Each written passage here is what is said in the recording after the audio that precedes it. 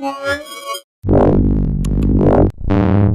this is Daniel from Mobile Geeks, and we are having a look at the brand new Samsung Galaxy S8. This is the smaller of the two devices, the one with a 5.8-inch display. The bigger one, the Plus version, has a 6.2-inch display.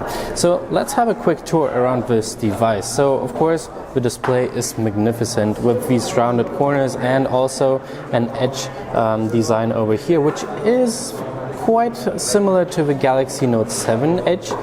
It's not quite as big as in the S6 Edge or S7 Edge, so it's really a very supple edge over here, which just slightly curves into this aluminum frame.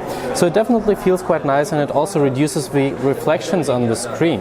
Also, the resolution is quite new. You get a 2880 by 2960 by 1440 resolution, which results into an 18.5 to 9 aspect ratio, which means that this display is really good for watching movies. However, if you go into the gallery or shoot some videos yourself, you see that you definitely get some black bars right and left next to a video. So yeah, this is definitely a disadvantage. But then you get a really huge display and actually quite a handy smartphone over here, which really fits well in your hand, feels really good, and you can actually almost cover the whole screen with your thumb, which is quite nice. So it's definitely one of the most beautiful phones out there.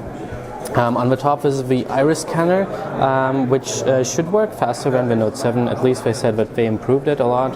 Also, you get a 8 megapixel camera with an f1.7 aperture right there, and autofocus, which is new on the Galaxy S series. On the left side, this is the volume rocker.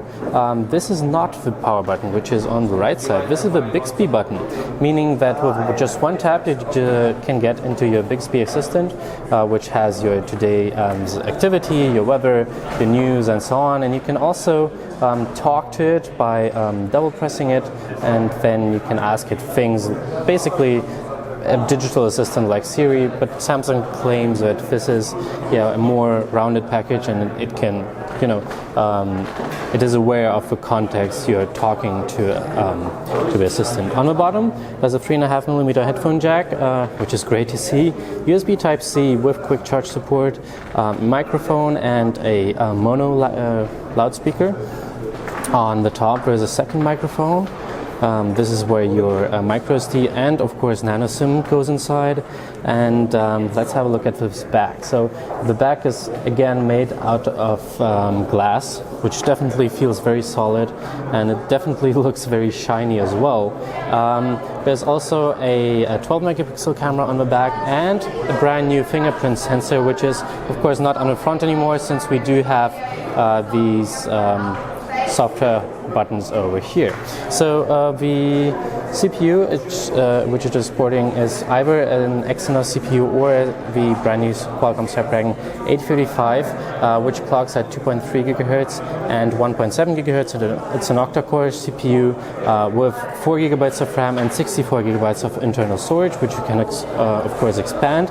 And mainly this phone feels really nice in my hand, and they have improved a lot of software features as well. The camera looks a bit cleaner with a lot of different settings, and you can also shoot in the Pro mode, as you can see here, with a lot of different options. So this definitely feels like a very polished design, also software-wise.